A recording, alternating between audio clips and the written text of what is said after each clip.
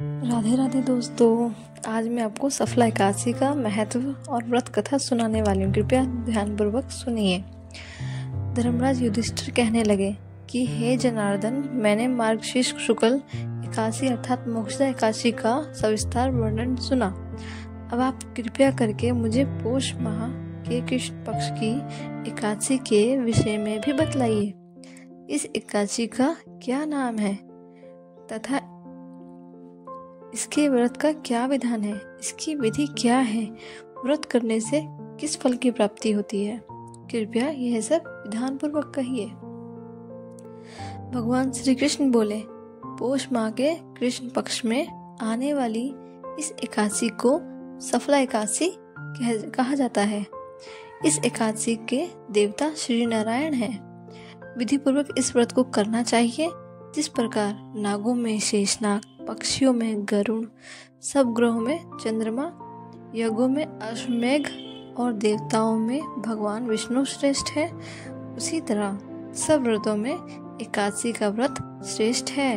जो मनुष्य सदैव एकादशी का व्रत करते हैं वे मुझे परम प्रिय हैं। इसका महात्म्य मैं तुमसे कहता हूँ, ध्यानपूर्वक सुनो। भक्तवत्सल भगवान श्री कृष्ण कहने लगे कि हे धर्मराज, मैं तुम्हारे स्नेह के कारण तुमसे कहता हूँ कि एकादशी व्रत के अतिरिक्त मैं अधिक से अधिक दक्षिणा पाने वाले यज्ञ से भी प्रसन्न नहीं हूँ। अतः इसे अत्यंत भक्ति और श्रद्धा से युक्त होकर करें। हे राजन, द्वादशी युक्त पौष कृष्ण एकादशी का महात्म्य तुम एकाग्रचित होकर सुनो। सफला एकादशी व्रत कथा। चंपावती नगर में एक महिष्मान नाम का राजा राज्य करता था। उसके 4 पुत्र थे। उन सब में लुम्पक नाम वाला बड़ा राजपुत्र महापापी था।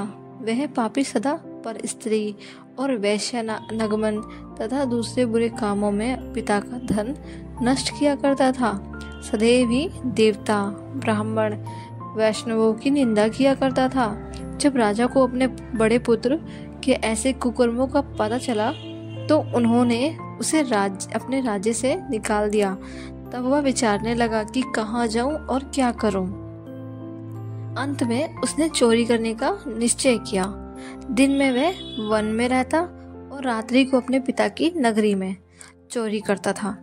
प्रजा को तंग करने और उन्हें मारने का कुकर्म करता। कुछ समय पश्चात सारी नगरी भयभीत हो गई।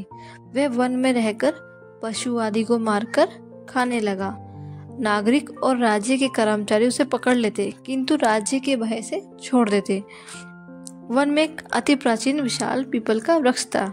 लोग उसकी भगवान के समान पूजा करते थे। वृक्ष के नीचे वह महापापी लुम्पक रहा करता था। इस वन के लोग देवताओं की क्रीड़ास्थली मानते थे। कुछ समय पश्चात पौष कृष्ण पक्ष की 10वीं के दिन वह वस्त्रहीन होने के कारण शीत के चलते सारी रात्रि सो नहीं सका। उसके हाथ पैर अकड़ गए। सूर्योदय होते होते वह मूर्छित हो गया। दूसरे दिन एकादशी को मध्य में समय सूर्य की गर्मी पाकर उसकी मूर्छा दूर हुई। गिरता पड़ता वह भोजन की तलाश में निकला। पशुओं को मारने में वह असमर्थ था। अतः पेड़ों के नीचे गिरे हुए फल उठाकर वापस उसी पीपल वृक्ष के नीचे आ गया। उस समय तक भगवान सूर्य अस्त हो चुके थे। वृक्ष के नीचे फल रखकर कहने लगा, हे भगवान, अब आपके ही अर्पण है यह फल, आप ही तृप्त हो जाइए।